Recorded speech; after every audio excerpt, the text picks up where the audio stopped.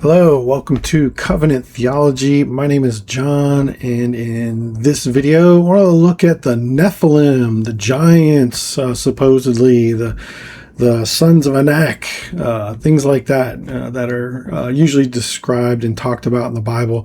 I think it's kind of overplayed, especially in our day and age. It's a lot of mysticism, fables, if you will, so to say. It's just kind of blown out of proportion. So we're going to take it apart and kind of look at it scripturally. I'm sure there's plenty of other videos and books that do this. But it's helpful, I guess, just to repeat it. Maybe my audience, maybe some of y'all haven't heard of this before. I don't know. But the Nephilim, when you hear that language from Scripture, it should be understood in the immediate biblical context, rather than going through basically what's later added in as mystical speculation about, the intermixing of demons and angels or with humans and so forth. So while Genesis 6 and Numbers 13 use these names as beings, as peoples, the Nephilim, instead of a literal race of giants or angel-human hybrids, the stronger reading is to describe them as powerful, violent men of renown, basically what we would consider in our day tyrants, warlords, or oppressive rulers who advocated violence in the rule of their kingdoms or the territories that they sort of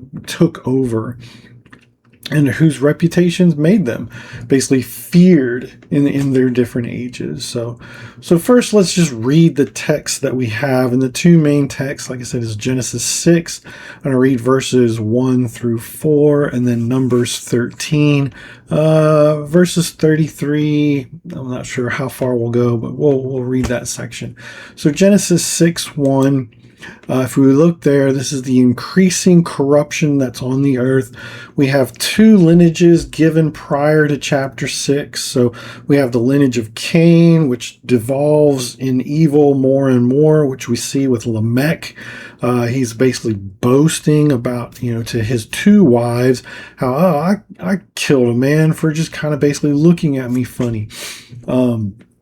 And if God's going to basically protect Cain from just killing his brother Abel, well, he's going to protect me basically like 70-fold. So you have a corrupt lineage, but then you have the lineage that leads to Noah. And through that lineage, Noah and his sons, we actually have a righteous, in a sense, lineage being depicted. So 6 picks up after breaking with the lineage breakdowns to go back to the narrative. What's going on? Well, it says, when man began to multiply on the face of the land and daughters were born to them, the sons of God saw that the daughters of man were attractive, and they took them as their wives, any they chose. So again, it doesn't necessarily mean sons of God, that these are demons or angels or some type of hybrid race or whatever. I mean, other parts of the Bible tell us that the angels don't marry and aren't given in marriage, that they're just basically celestial beings that don't have anything to do with mankind outside of the will and following of God.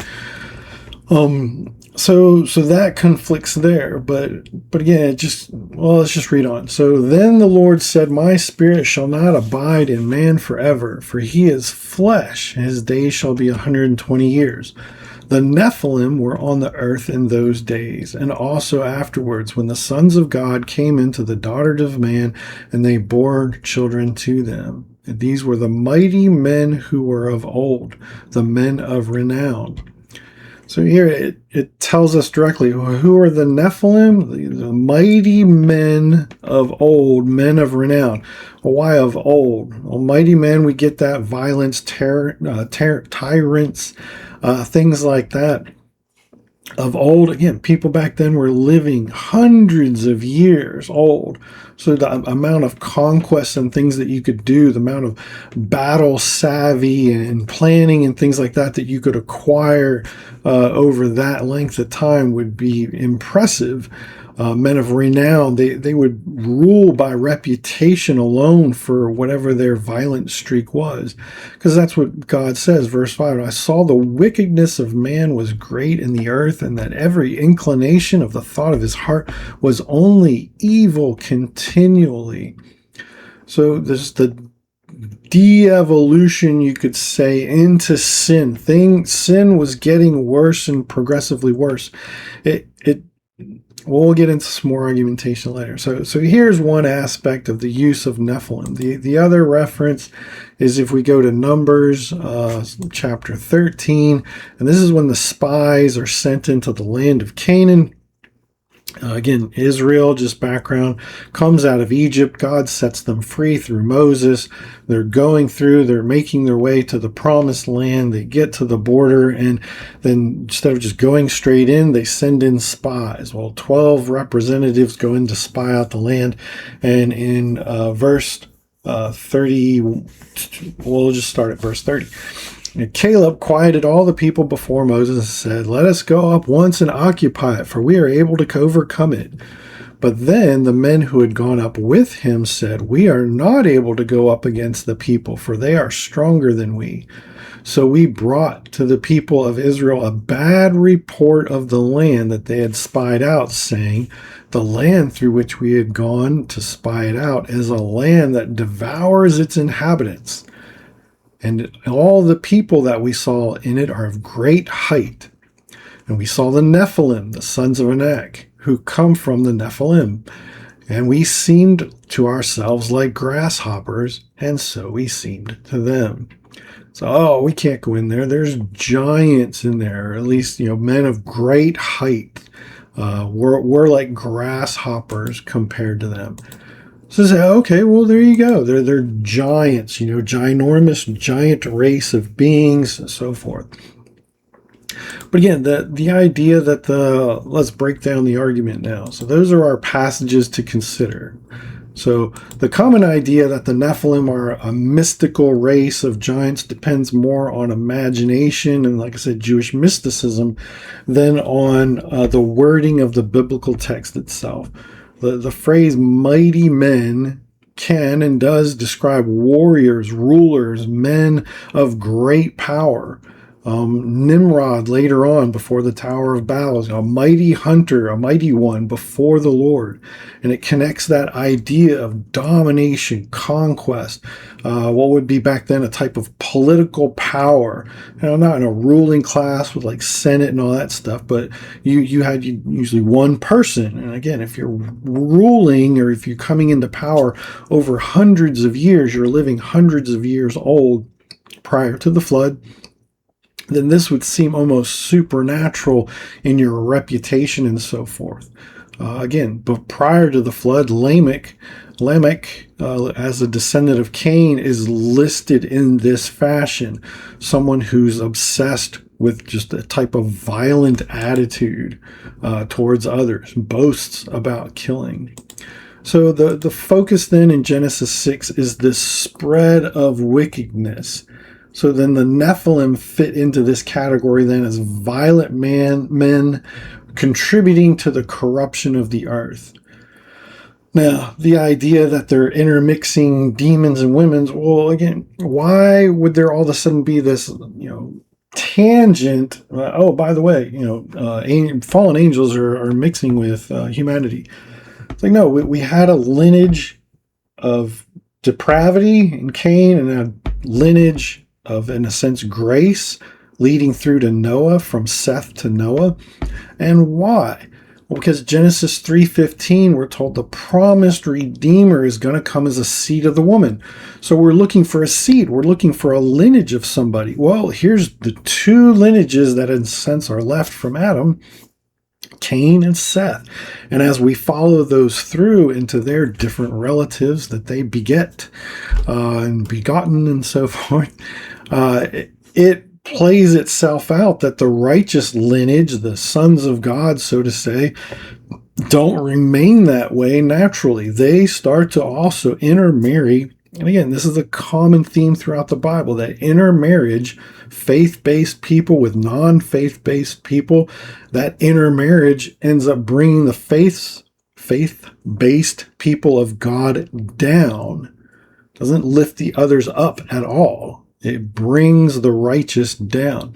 It's the warning throughout all the Old Testament, and it carries through also into the New Testament, that the idea of intermarriage, righteous with non-righteous, will just lead into depravity, more and more depravity. But yet, we see and hear and read that Noah found grace in the eyes of God. So bumping over then to the Numbers 13:33 text, well, the spies that come in to basically give this report, well, their report is not based on faith, it's based on fear. And then they even say that it identifies their message. And it's the book of Numbers. Moses is writing this out, and he says that they're given a bad report. Basically a false report, a discouraging report, a disobedient report. They're not magnifying obedience. They're trying to magnify the danger, saying, well, we shouldn't go into this land. We should probably just stay where we're at. Everything's fine here. God, yeah, he said go into the land of Canaan, but we really shouldn't go there. It's already occupied.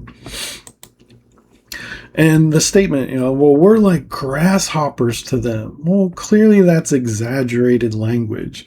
That's how small they felt in comparison. It's not exactly a depiction of physical size of the inhabitants. A lot of this idea of giants and the physical nature of giant beings comes from an Apocrypha book that I just did a lesson on, the Book of Enoch, where it talks about the Nephilim. If you want to read that just for the sake of reading it, it's not considered divine inspired scripture, but it defines the Nephilim as being 3,000 to 4,000 feet tall. That's ginormous. And why don't we have any of those fossil records? Those fossils would be incredibly huge. And oh my gosh, the artifacts that would remain, thousands of feet tall, that's ridiculous. And then some commentators in our day and age, well, the 1,000 part's probably a misinterpretation. They probably meant 300 to 400 feet tall, not thousands of feet, but still 300 to 400 feet tall. Well, what would buildings like that look like? If there's multiple people like this, where's a city that reflects that? Where's their tableware? Where's their swords and other things that reflect in the fossil record or the archaeology? Such remains. I mean, people point at big doorways all the time on castles and other things. Oh, giants must have lived here. But once you go through those doors, the steps, the passageways, the windows, the tableware, all the other artifacts are normal size for us. And again, even when they do go into the land in the Old Testament, the only real giants they find is the depiction of maybe Goliath at best. And he's depicted as I think 9 feet, 9 inches, something like that tall, 9 feet, 9 inches, maybe 10 feet tall, just to round it off. That's a tall person. We have tall giants like that today. But again, to define a whole race of people as super ginormous ogre-like beings is ridiculous. Again, that comes from a book of Enoch, intertestamental book that's just not there. It's not true. These spies were giving a false report, a bad report. They're not reporting the facts. They're blowing facts out of proportion to make unbelief and their intimidation and their speech convince the people that we just don't need to go in there. It is a fear-driven claim that the spies incorrectly describe the Nephilim as giant pre-flood race people. Now, another problem with that. Well, if the Nephilim are a race of giants prior to Noah's flood, well, we have a question then that naturally comes up if they're here in Numbers, because didn't all flesh get destroyed in Noah's Ark except for Noah and basically his family, his wife, his 3 sons, and their 3 wives? So 8 people in total. So if they're the only human beings to have survived the flood, how did Nephilim come back into being in Numbers 13? unless it's not a race of people, it's a descriptive category of people. Again, like tyrants, warlords, things like that. And they had a certain name, Nephilim or whatever you want to call it. But again, that's another way to understand it. We don't have to take the terminology and understand it as a demon angel hybrid race of giants. It's not in the text. And again, if we're trying to be biblical in our Christian walk with God, taking His word at face value, we don't use these other books that aren't part of Scripture, that are basically mysticism and cosmology and stuff like that. They're not the things we rely on. If we rely on just the biblical text, Nephilim, evil tyrants, warlords of their time, destroyed in the flood, but yet we see the same characteristics come back up after the flood in Numbers as they go into the promised land, as they're spying it out. Why would that be the case? Well, because God says the Amalekites and others that are in the land, He hasn't had them go back in there yet because He's waiting for their iniquity to be fulfilled. God says you're going to go occupy the land because in their wickedness, just like prior to the flood, I'm going to isolate those as a people group and say their wickedness is now going to be judged individually, or in a sense you could say nationally, by my smaller, weaker people, Israel. You're going to go into a land and you're going to conquer those who are much greater in size than you, size community-wise, national-wise. The Jews weren't a great people yet. They were just basically a small tribes, 12 tribes, wandering about. But yet they go into group after group after group in the Old Testament, and they conquer and slowly, little by little, take over the land that God gives them. And again, in taking over the land that God gives them, as they overcome the Amalekites and the Philistines and other Canaanite groups, what giants do we keep hearing about? None. They're just human beings, just like everybody else. Again, Goliath seems as a Philistine to be above normal and average size. But as a people, the rest of the Philistines didn't measure up to him. He was unique even to them. Just as within the Jewish people, when they select Saul, he was said to be a head above shoulders above everyone else. So he's basically about a foot taller, King Saul, than everybody else. His stature was so impressive, he just seemed king-like to them because of his size. So the better explanation for Nephilim is that it functions as a descriptive term of basically terrifying, oppressive, unusually powerful people or a tribe or a war party or something like that as a name than as a biological race. So other arguments we have, basically, if you wanted to say a more consistent interpretation, is just the Nephilim, a mighty, violent, basically feared men of reputation who basically power made them seem larger than life. They had a warlike appearance. They had a warlike demeanor. They ruled, like probably we would say, with an iron fist. And so that type of violence and rebellion against God and oppression against mankind, I mean, anybody who's oppressed feels small. And whoever's oppressing you seems large. So these types of things play out in the scriptural language, and it doesn't why can't I talk? Doesn't necessarily make them a race produced by angels and men. Again, that's not in the text, and that conflicts with other texts. Back to Genesis 6, again, the emphasis within the immediate text is the moral corruption of man. It's not taking a detour to tell us about biological speculation of men and angels intermarrying. No, the moral corruption context gives us Adam and Eve, you just sinned. I'm going to provide a redeemer, seed of the woman. Okay, seed of the woman. We need to start mapping that out. Okay, well, here's one lineage, here's the other. Oh, it's not so clear anymore, because although there's a godly lineage to follow, they start intermixing with the other lineage, and everyone starts devolving more and more into sin and corruption and violence and tyranny.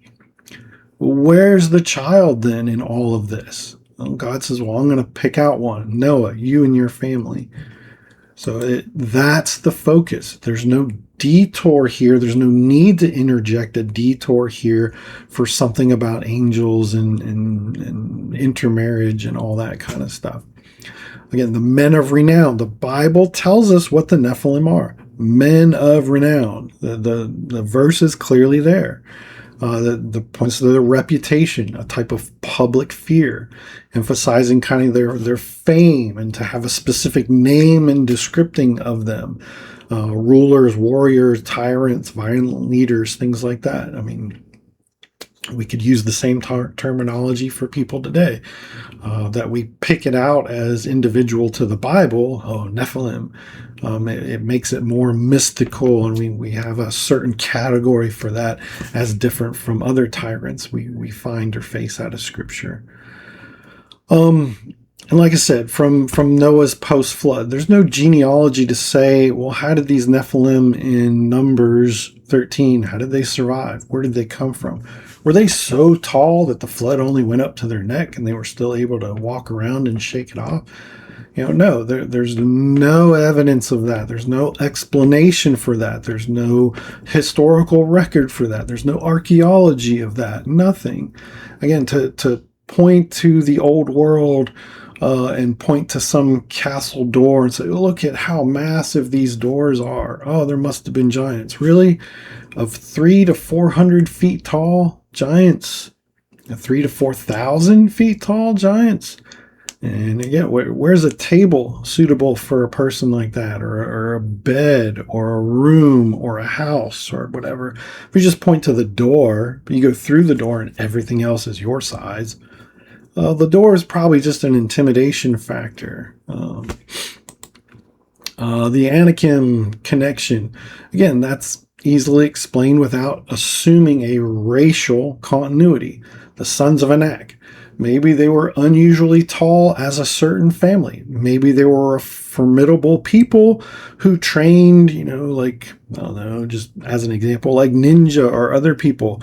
They were a warlike people, and that's what they built their reputation on, is to be very efficient in their warlike skills. But again, this type of Nephilim rhetoric is meant to make the threat sound legendarily impossible to overcome when the spies in Numbers 13 give their report.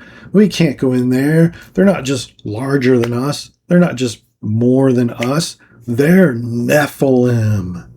Oh, again, it's like, going up against, the school bully. He's not just bigger than you. He's not just, meaner than you. He's trained in the martial arts or whatever. You're using language to label something in comparison to what you are. Again, these spies are doing this as a bad report. They are trying to use language to sway the people to not go into the land. So do you trust that report?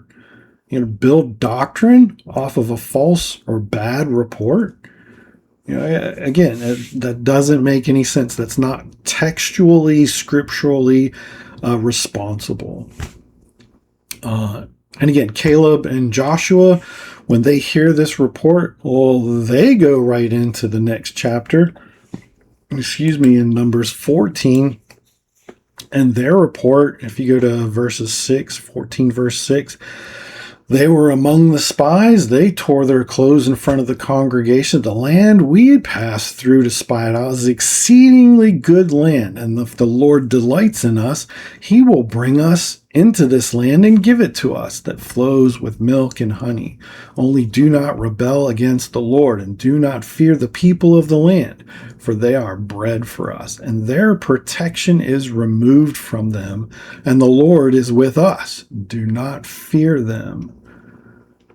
So, That's the way we should look. We don't need to fear. We don't have to have speculations. And unfortunately, a lot of this Nephilim stuff gets lumped into so many other things about conspiracies with flat earth and all kinds of other stuff. Well, you shouldn't trust the government because this and that conspiracy. And I'm kind of on board with some of that. But it doesn't all go together. In other words, just because you hold to one conspiracy about something over here doesn't mean you have to buy into all of them. As scriptural people, as God's people, a sense of discernment, we really need to look at the scriptures and say, what are we making of God's scriptures? And are we letting other books that aren't of the Bible influence us as we read it? Or other people influence us as we read it? Because those kind of things can lead us astray. And there's no need to see it that way. So, in closing, I guess you could say the Nephilim passages do not require us to hold to a mystical giant type race interpretation. Genesis presents them as mighty men, renowned men of old in a corrupt age. The Numbers passages places the term inside of a fear-filled, unreliable report. So it's not reliable. When the flood narrative is taken seriously, the idea of a surviving race outside of Noah and his family becomes difficult to impossible to sustain, since there's no distinct pre-flood lineage that maps out how they got there or how they would have survived, or any type of post-flood genealogy that depicts, again, where they would have come from. So all of these, the Nephilim is best understood in its context as just a powerful yet hostile and oppressive type of people. Now, whether that's a tribe, a nation, or whatever, however large that group is of warlords and so forth, well, so be it. But I'm not about to buy into a race of angelic human giants and so forth that again tends towards Jewish mysticism and cosmology of a forgotten age. So hope that helps. If you have any questions, I'm sure some of you will disagree with me. Post those in the comments below and we'll discuss, or I can generate another video to try to tack on some of those things as well. But God bless. Take care. Bye-bye.